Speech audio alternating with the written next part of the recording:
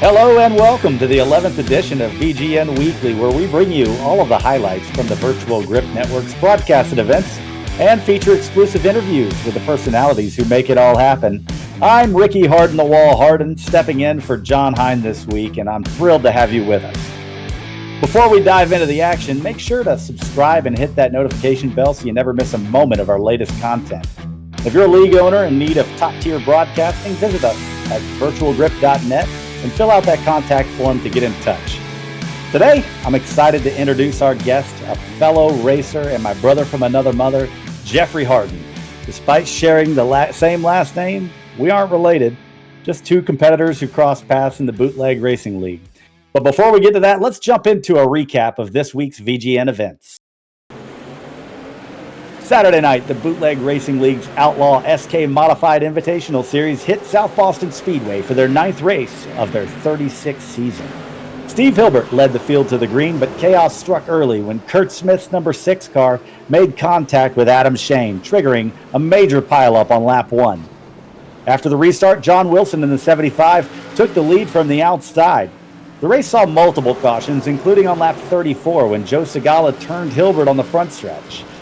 Wilson maintained control until a lap 57 incident between Chris Hazlip and Tom Hilbert sent Hazlip's car into the wall, ripping off the left front wheel. Another caution flew shortly after when Scott Negus and Tom Hilbert tangled on the backstretch. On lap 69, Wilson and Donnie Moore secured the two top spots, setting the stage for a thrilling finish. Moore chased Wilson until lap 95 when he made his move and took the lead. Despite slipping up on the final lap, Donnie Moore was able to hold off Wilson to claim victory at South Boston Speedway. After the modified race, the Bootleg Racing League's Late Model Invitational Series took on South Boston Speedway, delivering a thrilling showdown. Tom Hilbert and Chris Hazlip started on the front row, but it was Jeffrey Kemper who seized the lead by lap 6. The race remained green until Mike Holloway spun after contact with Joe Segala, triggering the first caution. More cautions followed quickly. As they say, cautions breed cautions, with incidents involving John Wilson, Scott Negus, and others. On lap 81, we would see Jeffery Hardin get out of shape and into the pit road barrels. Kemper maintained the lead over Todd Liston coming to the white flag, but the yellow flag would fly for the 26 of Donnie Moore, getting hard into the wall before Kemper could take the white flag, which would send us to a green-white checkered finish.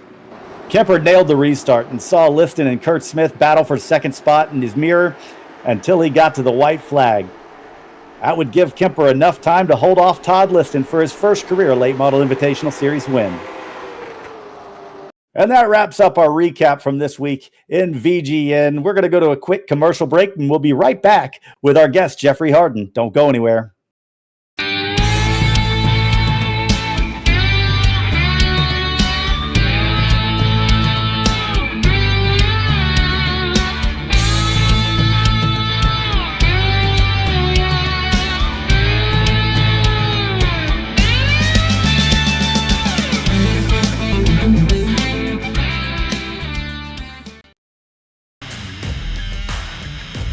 This is your chance to get behind the wheel. The opportunity to race just like the pros. From the grassroots levels, where we all got our start, to the most popular race cars on the planet. From the fairgrounds of Nashville to the high banks of Daytona, to tracks that will never be forgotten. Realistic driving, intense competition, all from the comfort of your own home. This is the ultimate motorsports simulation. This is iRacing.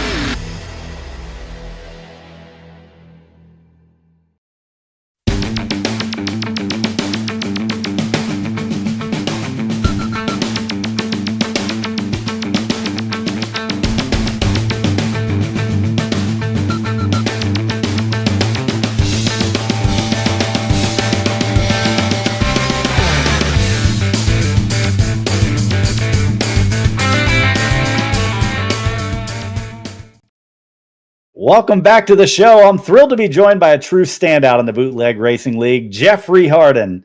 Now, let me give you a quick rundown of just how impressive his career has been since joining the BRL back in 2019. 860 career starts, 41 wins, 360 top 5 finishes, 618 top 10 finishes, a 6-time Bootleg Racing League champion, and including 3 street stock, 1 late model, and 1 super late model, 1 pro truck championship. Jeffrey, pretty impressive stats. How you doing, buddy? Oh, I'm doing good, Ricky. It's good to hear from you, man. Cool. Well, tell us about how you got into sim racing and ultimately to BRL.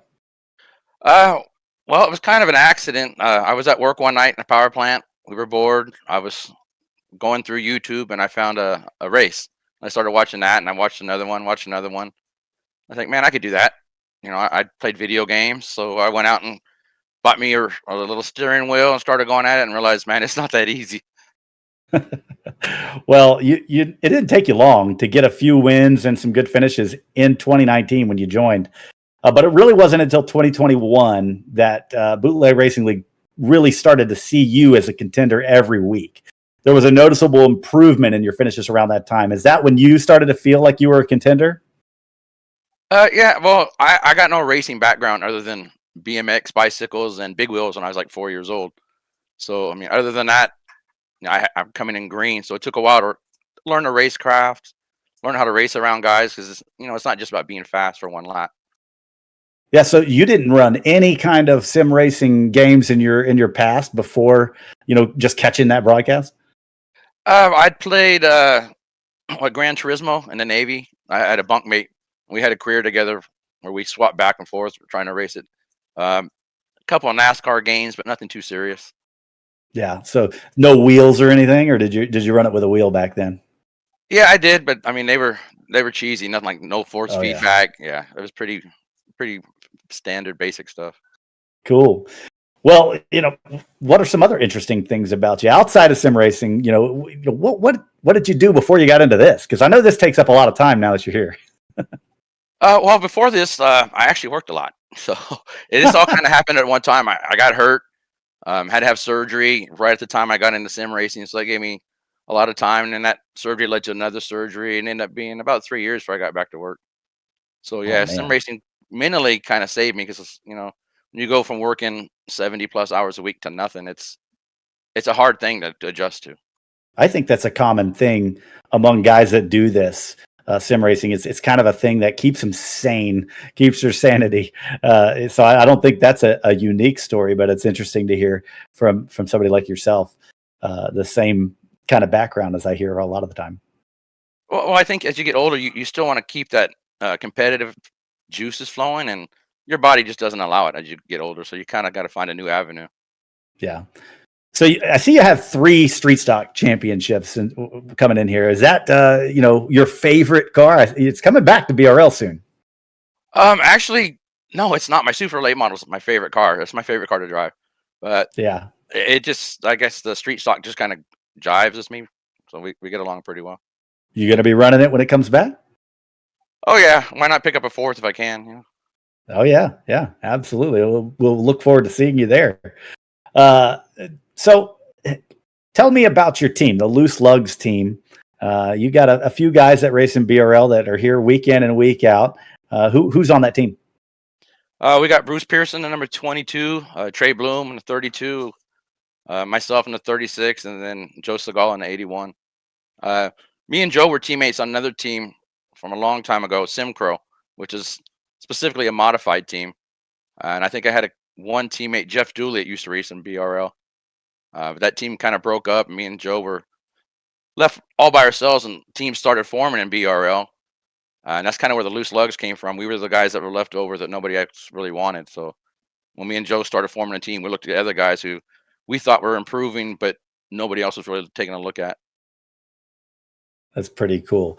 All right, so Ricky, one of my very first broadcasted race was on a race with you at Myrtle Beach in the ARCA cars, and dude, I was so embarrassed. I did so bad in that race.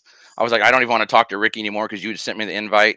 I was like, I don't want to talk to him. I'm going to ignore him and avoid him. I don't want to see him in a race. I was so embarrassed. Well, it's funny because I had seen you race and obviously took an interest because I saw a guy with the same last name as me, and I don't see that. You don't see that around iRacing. The Hardin name is not not something you just see every day. It's not like it's a super unpopular name, but it also is. It's not the most common name either, right? So it catches your interest when you see some guy sharing your last name that you never knew before.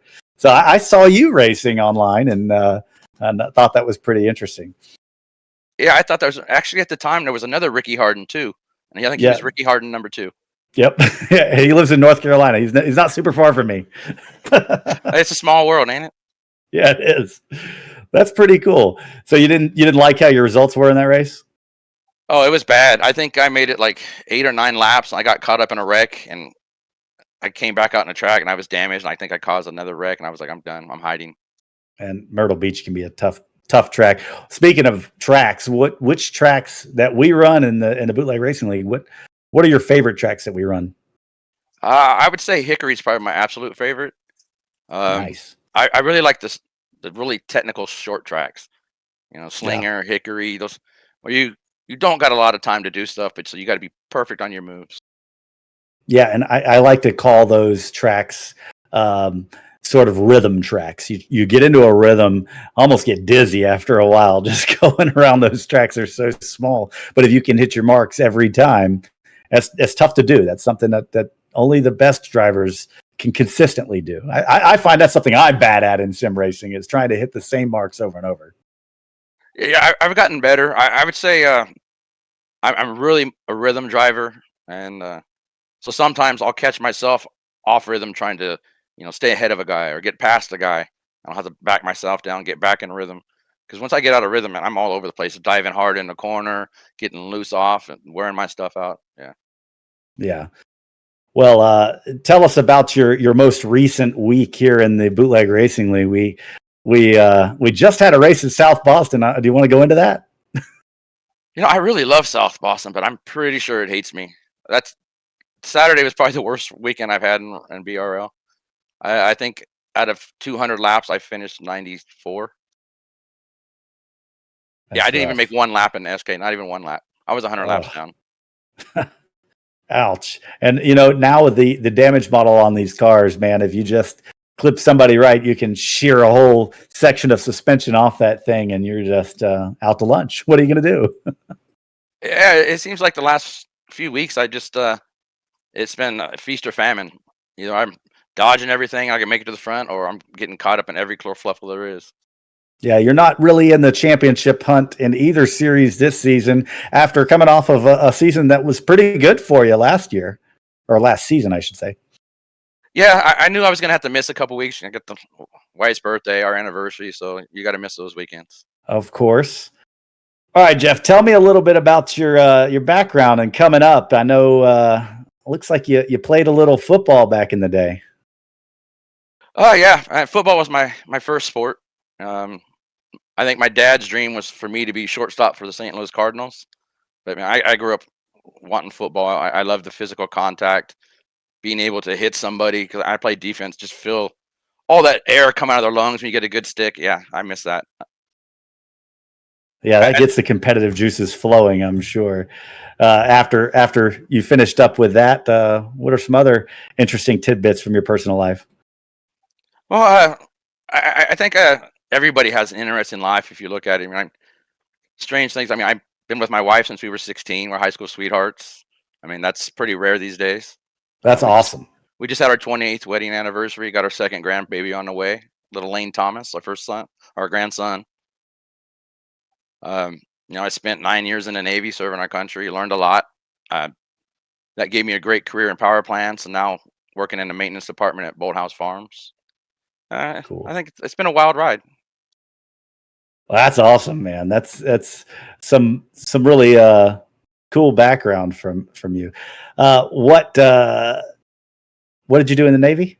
I was a nuclear engineer for the Navy. Oh, you were a nuke. Hey, there's a couple sim racers that did that in the past. That's interesting. I'm at Bolthouse now, but I did like You've been around, yeah been around a the block. lot of time civilian power plants. So working in power plants, man, that sounds like an interesting gig. You gotta keep us all going. Oh yeah, it's a lot of fun. Power plants is kind of a different world. It's a small industry. Not many people know about it. It's kind of hard to get into. Without the Navy, I probably wouldn't have ever been into it. But I was just a plant operator, boiler operator, board operator, water plant operator, whatever they needed. Yeah, been all over the place. It sounds like that's pretty neat. Let's do a little word association. This is something fun. I know John Hine, missing him this week, and he loves to do this every week. If you've watched each of these episodes, and this is something I'll continue as a tradition by just throwing a few items at you. First word that comes to mind. You got to give me a quick answer. You can't take your time on it. All right. So here we go. First one: tire wear. Late model stocks. Late model stocks. Yeah, absolutely. Tell me a little bit about the difference between the SKs and the late model, SK modified and the late model stock, where they don't handle the same and don't deal with tire wear the same, right? Right. Well, the SKs, and I very, very rarely use the brake. The car, those big wide tires, you're able to just push it in, float it in, and drive on out. Whereas the late model stock, if you don't use the brakes going in the corner, you just keep on sailing. So Yeah. that just really increases the tire wear, especially that right front. It's so hard to save. Yeah, and earlier you said the super late model is probably your favorite car on all of iRacing, but between the two, the SK modified and the late model stock, which is your preferred car there? Uh, Probably the SK. I prefer to drive with the throttle more than with my hands.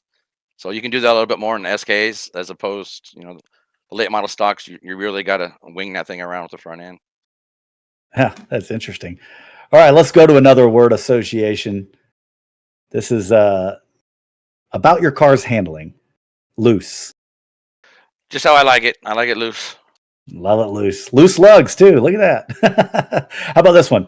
Bump and run. What do you think about that? Yeah, I think it had its time. It just doesn't fit very well in the BRL. It's kind of hard to bump somebody in sim racing because you never know how the computer's going to react. Yeah, yeah. And that's an important aspect, I think, that separates sim racing from real life. There's a lot of things that cross over and a lot of similarities in a way. But one of the things that sets sim racing apart is you're really not sure how a contact is going to affect the other driver. Is there a way that you try to initiate that? Thinking like to the SK modifieds, where it's very hard to get a run at a lot of these tracks and initiate a pass. Is there a way you use contact without wrecking a guy? I would say the best way to use contact is you really got to use the side doors, just a little Hmm. bitty type, and not much. Just kind of run up a little bit in the corner, or squeeze down a little bit. But even then, you got to be careful because me and Chris Hazlett made just slight contact at South Boston, and it sent me flying. That's one of those things. In real life, that probably would have been nothing, but the computer decided to overreact. It's always interesting to have these kind of conversations about the theories of racing in racecraft in sim racing, because everybody's got a little bit different view on it. In short track racing, there's gonna be a little bit of contact, right? There's gonna be a little bit of close contacts, close quarters racing. So it's interesting to see how you handle it. Yeah, well, when I first got in VRL, and I tried bump and run a few times, and I stacked up the penalties a lot in one season, so I just kind of cut it out. Yep. Yep. Hey, that's smart. We can't have guys turning guys around, and man, there's an art to it if you can do it, and it's hard on iRacing, and you never want to wreck a guy, and especially in a bootleg racing league. That a lot of these guys. We've heard John Wilson talk about how he likes to race people and not have contact, but sometimes it's gonna happen when you're in short track racing. So what are you gonna do? Yeah, it happens. For me, I think it's just so much more gratifying when you get that pass set up and you get like a perfect crossover, or you really, set him up perfect, and you get that feeling like, yeah, that was pure skill right there. So your teammates, you mentioned those guys earlier: Joe Segala, Trey Bloom, Bruce Pearson. Which of those guys is your biggest competitor week in and week out? Which one do you feel like you got to go out and beat every week? Well, I think with us, we kind of perform different at different tracks. Bruce is really good at some tracks. Trey's really good at some tracks, and Trey's really improving. He's the newest guy to the league and to our team, so watching his growth has been awesome. And I think just being part of a team and having that extra accountability to the guys makes you want to do better. Puts in that little bit of practice. Instead of going and doing something else, like I got 20 minutes, I'll go ahead and run a few laps. So do you guys get together during the week and do a little bit of practice to try to figure out what you're going to have for that coming weekend? We've tried, man, but our schedules are so hard. Yeah. Real About life. about the best we can done is we'll run our own practice sessions, put some feedback. This is what I saw on my tire wear. This is what I noticed from the car. Um, look out for this. Maybe the highlight might be good, maybe not. That's about it. Very cool. All right, Jeff. So tell me about your hometown. Where are you from?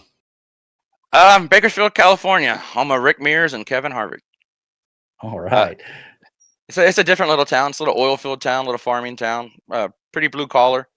It's not like you would expect to find in California. We're in the valley, away from the coast, so it's more like I guess, a Midwest town or Southern town. Yeah, you mentioned that your dad thought you should play shortstop for the St. Louis Cardinals. What's the connection back there? Is that just his favorite team, or does the family come from out that way? Or Well, my dad's born and raised in Oklahoma. In fact, most of Bakersfield from Oklahoma. Back. really? Ever heard of the Dust Bowl? It was a big famine and drought in Oklahoma, and everybody just headed west to get work and food.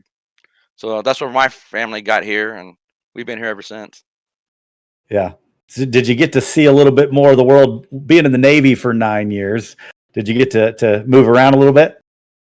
Oh, yeah, we've been all over the United States as far as we lived. We lived in Florida when I first started school, South Carolina and Charleston, which was uh, during that phase I didn't get to do much. 12-hour shift work on a nuclear sub, so it was pretty intense.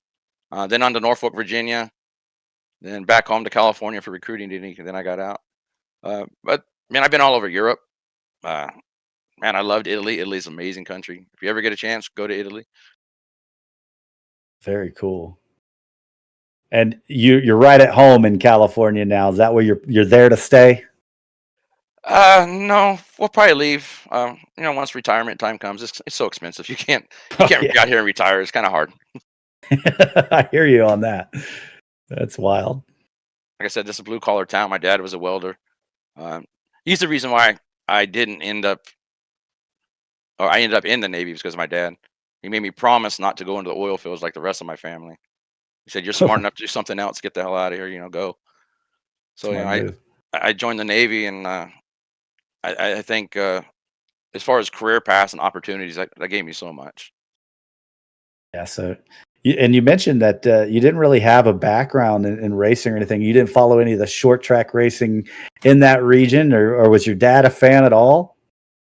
Actually, my dad and my uncles were motorcycle racers.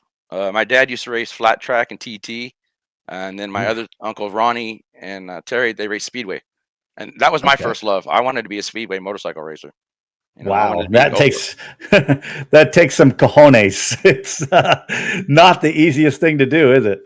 Oh no! And when my uncle Ronnie was racing, the guy that ran his team, an owner, had a junior team and had a spot for me, but my mom said no, and I ended up in BMX instead, which was pretty good. I went to travel the country in that, all up and down California, Arizona, Nevada, Utah, Oh wow. U.S. How long did you Nationals. do? How long did you do BMX? I think 3 years from the time I was like 8 to 11. And then I really got into football, and that was pretty much the end of it. Yeah, that takes over the schedule, right? So Yeah, I mean, did you ever get on a motorcycle and get a lot of experience on that? uh, well, dirt bikes. We rode dirt bikes, but my dad never let me race. My mom was dead set against it because she saw my uncle's injuries, my dad's injuries. I think my dad broke both his collarbones, both his wrists, his arms. My uncle Ronnie had a guy go over his throat. He spent weeks in the hospital, so she wasn't letting that happen to me. Yeah, well, I don't blame her. Most moms don't want their kids getting into something quite that dangerous, and even if it's what you want to do. My mom was the same way. This is why I do sim racing. I got into a car, a full bodied car. I can't imagine a mom, being able to let their kid get onto a motorcycle in a competitive situation. I would have loved it, but I know she wouldn't have let me. Yeah, my mom saw me sitting on the speedway bike one time, and that was it. She grabbed me by the neck and said, "Get off now. It ain't happening. Don't even You're start not getting dreaming." bit by that bug. But I mean, I wanted it so bad. I still think about it. I wish iRacing would come out with a sim for speedway. That'd be great. That would be pretty cool. The two-wheel stuff is real interesting, And flat track stuff is real interesting. I love it. That'd be cool. Yeah, maybe they'll see this and get on that, huh? Yeah, maybe that's the next thing. Send this to iRacing. All right, well, before we sign off, let's take a quick look at what's coming up on the Virtual Grip Network. Next Saturday, August 31st, the Bootleg Racing League is going to be taking a break because we're going to be celebrating the Labor Day weekend here in the US of A. But don't worry, they'll be back in action the next week after that, September 7th at Oswego Speedways. Jeff, what do you think about Oswego? Man, it's going to be interesting. It's a brand new track. Last week's misfortunes will be this upcoming race's fortunes. I think starting up front is going to be a blessing because nobody knows how it's going to race. So a couple laps I've ran on that track, I found a hard time finding a rhythm. So it should be pretty interesting. Yeah, and you mentioned it. It's a newer track to the iRacing service, and so it's going to be a new stop for the BRL. It's going to be really interesting to see what happens there. Oswego, I don't know exactly how to say that. It's in the Northeast up there. I'm down in the Southeast. I don't worry about those guys. Be sure to catch all the live excitement right here on VGN. I want to thank you all for tuning in to VGN Weekly. Jeff, it's been a pleasure having you on the show today. Best of luck in the Bootleg Racing League, and look forward to seeing more great racing from you and the team. Oh, thank you, Ricky. Thank you for having me. All right. Thank you to all the viewers for watching, and make sure to subscribe and hit that notification bell so you never miss a moment. And these VGN Weekly shows drop every Tuesday, so be sure to stop on by and check out the next episode, and we'll see you next time. Thanks.